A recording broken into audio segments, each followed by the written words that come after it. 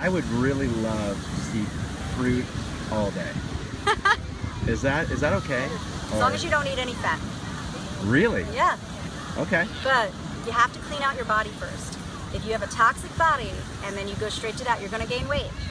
And that's because a number of things. I actually did a video about this recently, where your body is your metabolism can be really screwed up from abuse. And so when you start eating healthy food, a lot of times it doesn't lose weight right away because it's storing everything that you eat, especially fruit. It will do that because of the sugars. But if you don't have oil and you don't eat a lot of fat, you keep that fat to 10%, your body should start to let go of that, and you're going to have a lot of energy. So there are people that eat nothing but fruit, and that's fine, but I personally wouldn't want to do that. It's not something that I could stick with just because I live in New York City.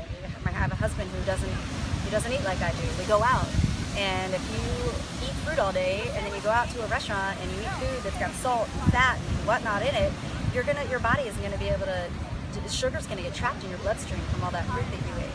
So you'll hear a lot of, like, especially at Hippocrates, they'll say no fruit, no fruit, no fruit, because they're trying to help people heal from diseases and cancer and diabetes and so forth, because they're really trying to detoxify their body. But I'm allowed to have fruit here.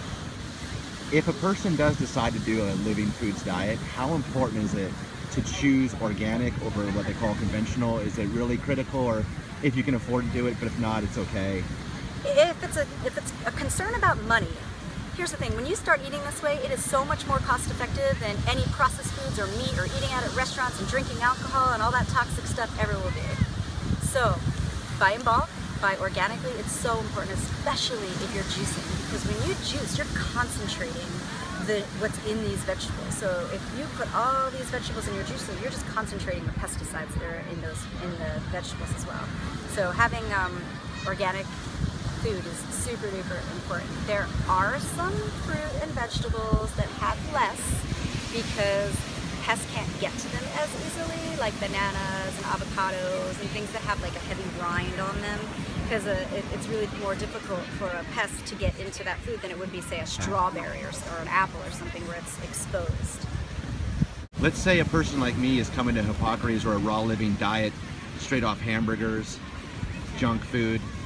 You mentioned detox, what's the detox going to be like, and is there ways to kind of handle that? How's it been for you? It's been okay. A little bit rough at times. How so?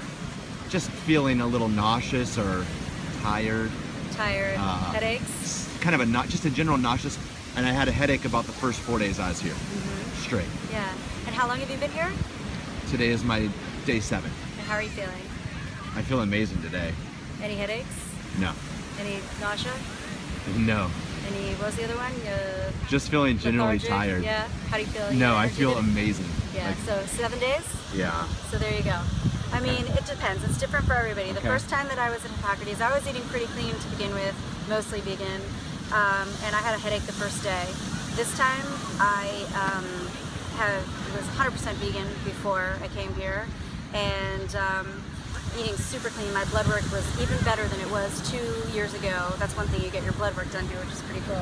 But I didn't have a detox. The only kind of detox that I had was like a little bit of irritability, but I was also going through some emotional stuff before I got here, so I think that my detox was more an emotional detox, and I was sad when I got here, and now I am just like joyful.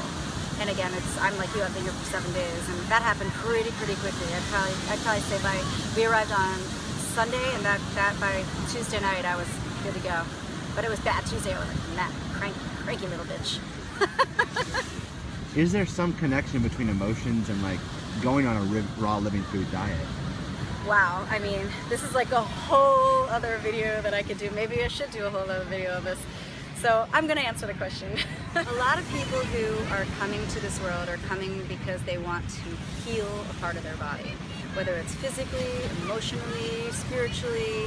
And when you start to clean out your body and remove the toxins and the blockages and just the shit that's just like in your consciousness on a daily basis that just you live with, that you don't even know is in your way, when that veil starts to lift, amazing things can happen. Let's backtrack a little bit. So let's think of why you are unhealthy in the first place. What is it that caused you to have your addictions, whether it's addictions to food or alcohol or whatever it is.